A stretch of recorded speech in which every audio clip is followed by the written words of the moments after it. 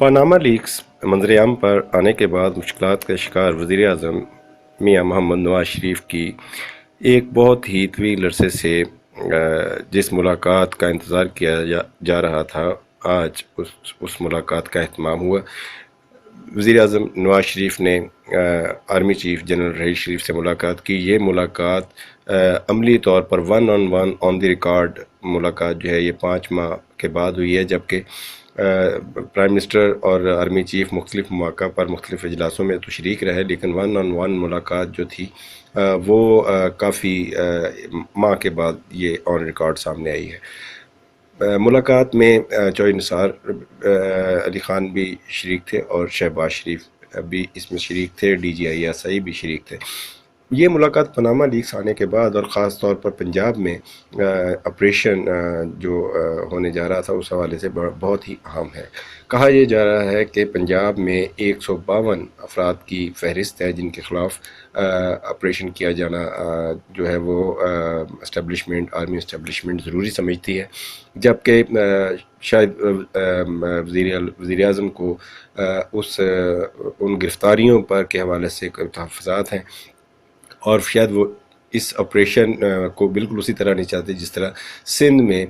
Peoples party جو ہے وہ آپریشن پر رینجرز آپریشن پر انگلیاں اٹھا رہی ہے، اور اسی طرح MQM بھی تحفظات کا اظہار کر رہی ہے۔ بلوچستان میں بھی آپریشن سامنے آیا ہے، اس میں بھی کرپشن کو فوکس کیا گیا، سندھ میں بھی کرپشن کو فوکس کیا گیا،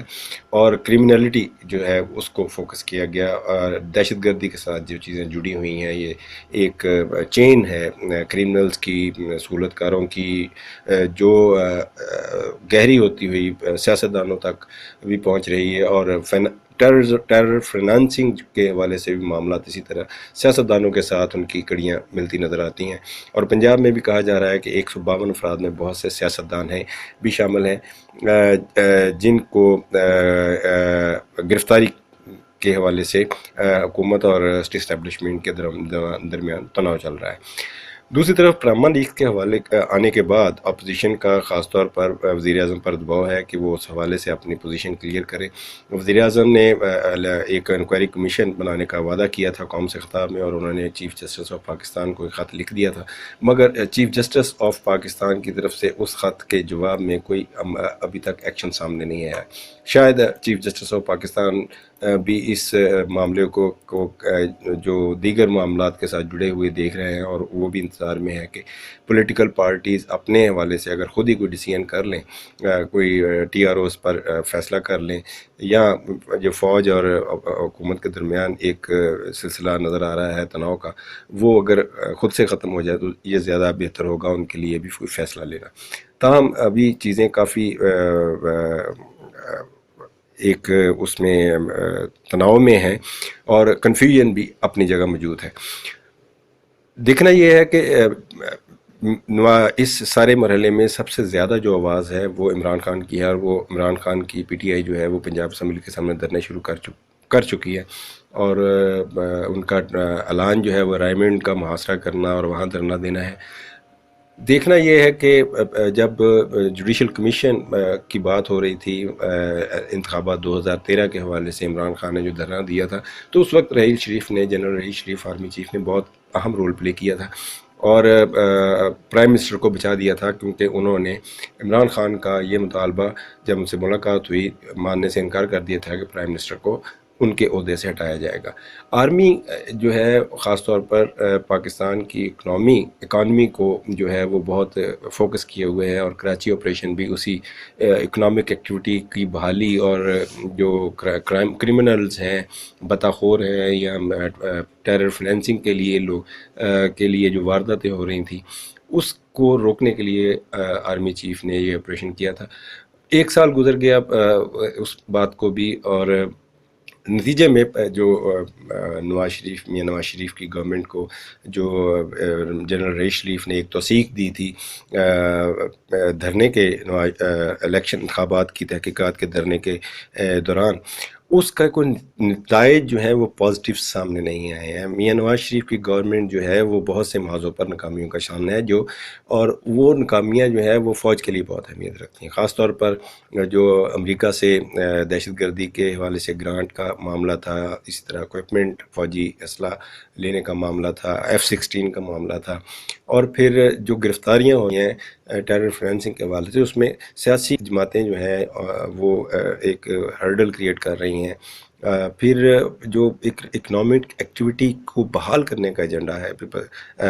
ان کا، آرمی کا، ملٹری اسٹیبلشمنٹ کا، وہ مکمل ہوتا دکھائی نہیں دے رہا۔ پاکستان میں سرمایہ کاری کم ہوئی ہے، پاکستان کی ایکسپورٹ جو ہے وہ کوئی نہیں بڑھ سکی ہیں، حکومت کسی بھی ٹیکس کی کلیکشن جو ہے وہ نہیں بڑھ سکی ہے۔ البتہ بہت سے جو کرمنل ایکٹیویٹی کرنے والے، ٹیکس چوری کرنے والے اور اس طرح کے لوگوں کو فائدہ ہوا ہے کہ گورنمنٹ نے کالا دھن سفید کرنے کی اسکیمیں چلائیں اور بہت سے لوگ اس سے مستفید ہو گئے، مگر جو ایک ٹیکس نیٹ بڑھنا تھا وہ نہیں بڑھا ہے۔ جو اکنامک ایکٹیویٹی بھرپور طریقے سے کھلنی چاہیے تھی وہ نہیں کھلی ہے، اور جو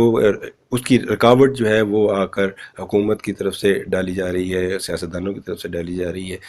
تو یہ چیزیں جو ہیں اس میں اب نہیں سمجھا جا سکتا کہ میاں نواز شریف کو آرمی چیف کوئی ریلیف دینے کے لیے کوئی سٹیپ لیں گے، کیونکہ اب جو ملٹری اسٹیبلشمنٹ کی طرف سے اور تجزیہ کاروں کی طرف سے یہ بات آ رہی ہے کہ جو پاناما لیکس کے بعد کی صورتحال پیدا ہوئی ہے اس میں ایک بریک لگی ہے پاکستان میں، اکنامک ایکٹیویٹی پر بھی اثرات مرتب ہوئے ہیں، اور وہ جو اکنامک ایکٹیویٹی کو بحال کرنے کا آپریشن تھا وہ بھی ڈسٹرب ہو رہا ہے۔ پنجاب میں اگر کچھ لوگوں کے خلاف کارروائی کرنے کے لیے ثبوت موجود ہیں اور فوج جو ہے وہ وہاں آپریشن کرنا چاہتی ہے، کچھ اس میں پولیٹیشین بھی ہیں، سیاستدان بھی ہیں، بیوروکریٹ بھی ہیں اور دوسرے لوگ بھی ہیں جنہیں وہ گرفتار کرنا چاہتی ہے، جن کی تعداد 152 ہے، تو اگر وہاں بھی رکاوٹ ڈالے گی حکومت کی طرف سے یا پنجاب حکومت کی طرف سے کچھ تحفظات کا اظہار کیا جائے گا، تو یہ ایک بہت اہم ایشو ہے۔ اور ان حالات میں نظر نہیں آتا ہے کہ جنرل رحیل شریف پاناما لیکس کے معاملے پر وزیر اعظم کو کوئی تحفظ دیں یا ان کی فیور کریں۔ وہ یقیناً یہی جو ہے وہ کریں، انہوں نے جو کیا ہے، جو خبریں آئی ہیں ابھی تک سامنے آئی ہیں ذرائع کے حوالے سے چیزیں، کہ انہوں نے وزیر اعظم کو اس معاملے کو حل کرنے کے لیے کہا ہے، نہ کہ آرمی چیف کی طرف سے کوئی واضح طور پر یا ISPR کی طرف سے کوئی ایسی سٹیٹمنٹ جاری ہوئی جس میں وزیر اعظم نواز شریف کو کوئی سپورٹ ملی ہو کہ فوج ان کے پیچھے کھڑی ہے۔